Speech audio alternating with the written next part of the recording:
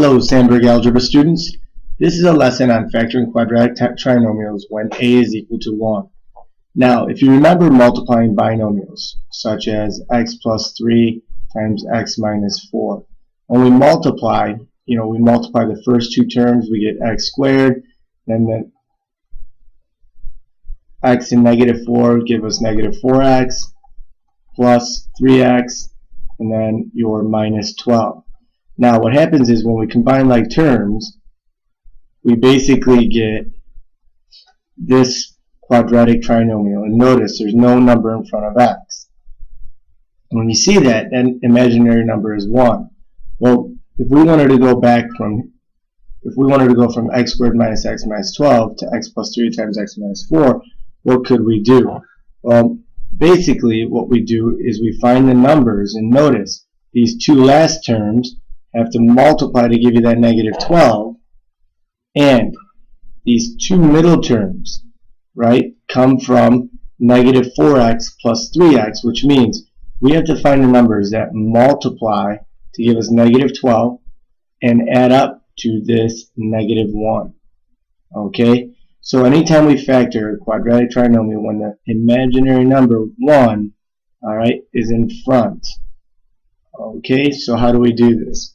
Well, anytime you see, notice, how do I know it's a quadratic trinomial? I have x squared plus some bx term plus some constant.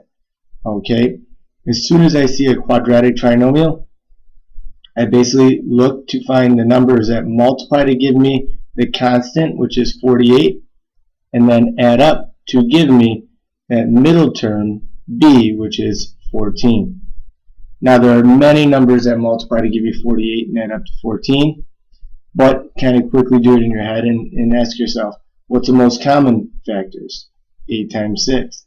8 times 6 gives me 48. Does 8 plus 6 give you 14? Yes.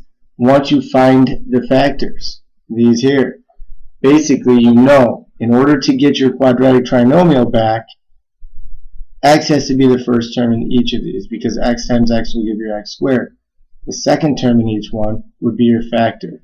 So we would do plus 8 since 8 is positive, plus 6 since 6 is positive. Okay, let's do another one. Now notice here, I have to find the numbers that multiply to give me negative 27 and then add up to positive 6. A couple of things to help yourself out. One, because you have to multiply to give a negative, what do you know your numbers need to be? Well, one needs to be positive and one needs to be negative. Okay? And then they have to add up to a positive, so if you have different signs, in order for them to add up to a positive, you know your bigger number has to be positive. So we can write all the factors of negative 27 now. Negative 27 times 1, negative 1 times 27, negative 9 times 3, negative 3 times 9. But when we do this, which ones add up to 6? Well, these add up to negative 26. Nope. Add up to positive 26. These add up to negative 6. And if I look at negative 3 plus 9, that equals positive 6. So the factors I use are negative 3 and 9. So we go to factor it. What are our two binomial factors? Well, we know since a is equal to 1, first term in each binomial is x, and then we put our factors is our second term in each binomial factor. Since 3 is negative, it's going to be minus 3. Since 9 is positive, it's going to be plus 9. Now, another answer, you could have these reverse, x plus 9, x minus 3. Same answer. Okay. Next one.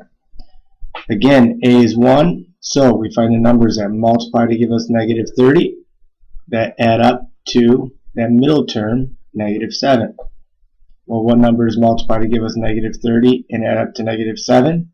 Well, most of you are probably going to start with something like negative 6 times 5.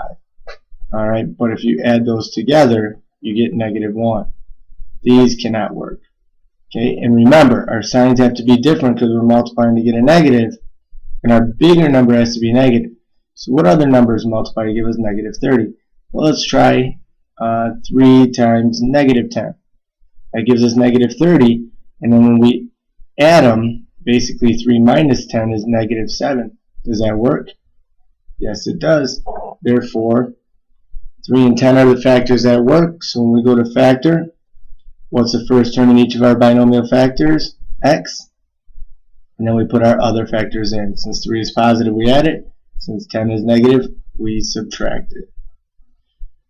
And finally, the last example. What numbers multiply to give us 32 and add up to give us negative 12?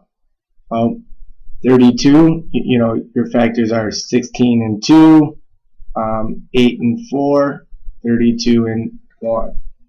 Okay, now, notice we have to multiply to get a positive here. So what do we know about our signs?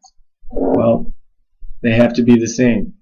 But these numbers have to add up to a negative. Well, a negative times a negative will be a positive, and when I add two negatives, they will add up to a negative. So which ones can I change the signs to? So negative 16 times negative 2, if I add those together, negative 16 minus 2 would give me negative 18. That does not work. Negative 8 minus 4 gives you negative 12. There we go. Alright, so we would do negative 8 and negative 4. So x minus 8 times x minus 4. And real quick, when you are factoring, you could check your answers real quick. All I do is I multiply x times x, that's x squared. Is negative 8 times negative 4 going to give me negative 32? Yes. Then I just quickly in my head do negative 4x minus 8x. Will that give me negative 12x? Therefore, it checks. Hope it helped. And you do the next set of problems on your own. Thank you.